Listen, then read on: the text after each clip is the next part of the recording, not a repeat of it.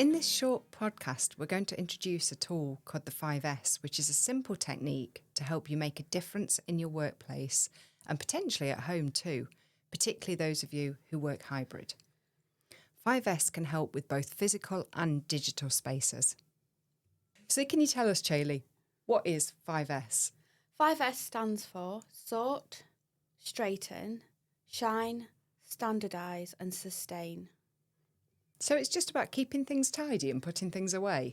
It is, but it's a simple technique and it's one of the foundations for good process management, which we're a fan of in Team CI. Basically, implementing 5S supports process management as it creates an environment where you're able to quickly recognise when something isn't quite right.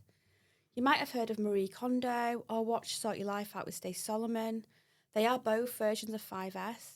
Stacey's is done on such a huge scale where everything in the home is just laid out in a warehouse. This can be quite confronting and overwhelming for the families on the show when they see this. So tell me more about how this links with continuous improvement.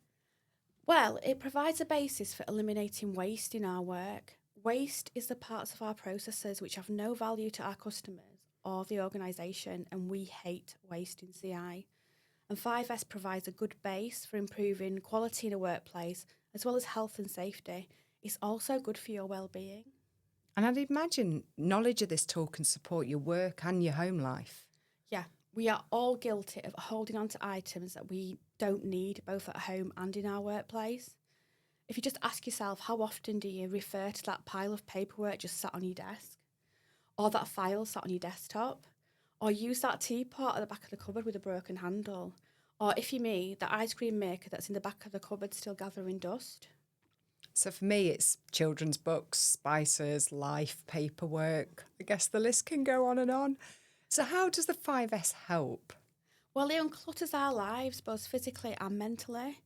A study done by the University of California showed that those who describe their house as messy or chaotic displays increased levels of cortisol, a steroid hormone that's produced in response to stress. Additionally, they found that women were more adversely affected by clutter than men. So tell me more about this first stage, the sort stage. So the sort stage of 5S looks at whether all the stuff in our workspace or home is needed and regularly used. This can be quite an emotional stage for people, just letting go of items, because people can have an attachment to them and it can be quite difficult. So you need to gain that consensus from your team or your family to get rid of something. Examples of this are kids' clothes, books and toys at home. This is where keeping things can be sentimental and harder to give up. Chargers and out-of-date tech. I am guilty of this at home, big time. I think partly because I'm not sure how or where I should get rid of these items. At work, store cupboards for university events can have out-of-date signs, food and drinks taking up space in them, electronic files going back years on shared drives or our OneDrives. In Team CI during COVID, we dumped everything from our M&N drives without doing a sort first, and this means now we struggle to find a case study or a training doc at times. Is this ringing a bell, Liz? It certainly is. And who goes through their inboxes and clears out old folders within them? So how do you start with sort? A good place to start is to take a before and an after photograph or a screenshot, if you're working digitally.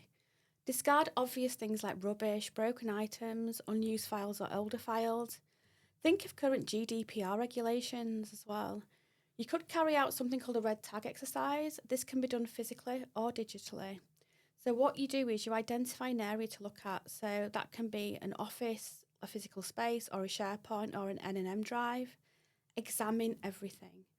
Think of the need, the quantity and the location. Attach a red tag or post it to items you want removed. Put all red tagged items into a defined area, that's a quarantine. And this can be a physical or a digital space. After an agreed time, dispose of these items if they're unclaimed, not used, ensuring you've got agreement across the team before disposing of or deleting them. I like the idea of the before and after screenshots. So once we've sorted, we straighten. So what do we mean by that? So once you've cracked that sort stage and decided on what things are essential, then your next step is the straighten stage. This is about creating a designated place for your stuff. In our CI cupboard, we could create labels and designated storage areas for items we use, things like post-its, which just make it easy to identify when we need to reorder them. But it's not an excuse to create a home for absolutely everything. Don't be bypassing that sort stage. I've seen some great photos on Instagram of how organised people can be at home with things such as shoes, colour coding, organising gardening equipment on specially designed racks. I'm not really sure that's for me, but what I do like is the idea of labelling storage cupboards. And since we've done this with our stationery cupboard at Team CI, it's helped us manage stock much better. Absolutely, Liz. You'll have heard of the high security prison Alcatraz in San Francisco in America.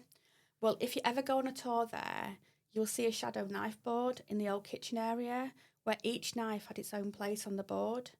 This is so that it's immediately obvious if anything is missing. At Alcatraz, it was a matter of life and death to know when something was out of place. Great example, Shaylee. For me, the top tip at this stage is try not to straighten everything. Get rid of the things you don't need first, as in the sort stage. I guess there's a balance though, as we don't want to just dump everything into one place. So for example, if I was to sort my sort of like bulging inbox folders, I shouldn't just pop everything into an archive area. I need to really consider what I still need so I don't lose important information. Another tip, if you're doing this for a shared area, then there's a need to collaborate around the process of doing this straightening before you get going with it. So you have that team consensus. Yeah, absolutely. So what's next? So the next stage is shine. So once you've sorted and you've straightened, you need to shine, which is about keeping it clean. This is about keeping on top of things with a daily shine so that you're not doing what I've just done and blitz cleaning your desk. Lots of us now work in hot desk environments and we get used to that final clean of the shared desk when we're leaving for the day. If you still have your own desk, you probably do that manic clean like I've done once every so often.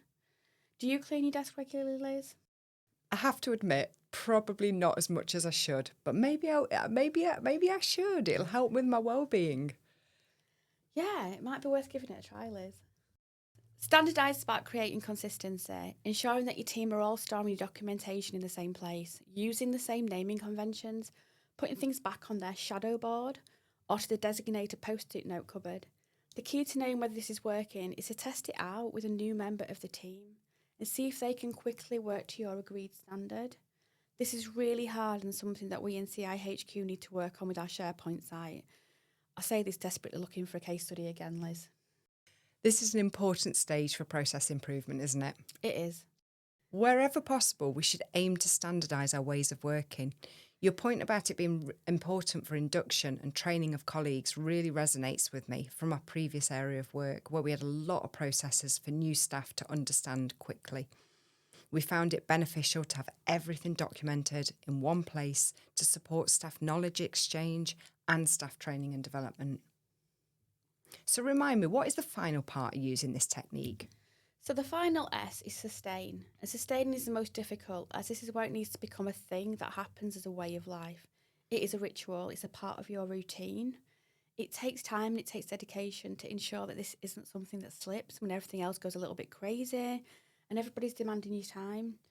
Ways to help sustain 5S include assigning responsibilities to individuals. But remember, it's not just one person's job, it's a team effort. Photos of before and after really help people, your team and your family see the benefits. Having regular reviews make it a bit more fun.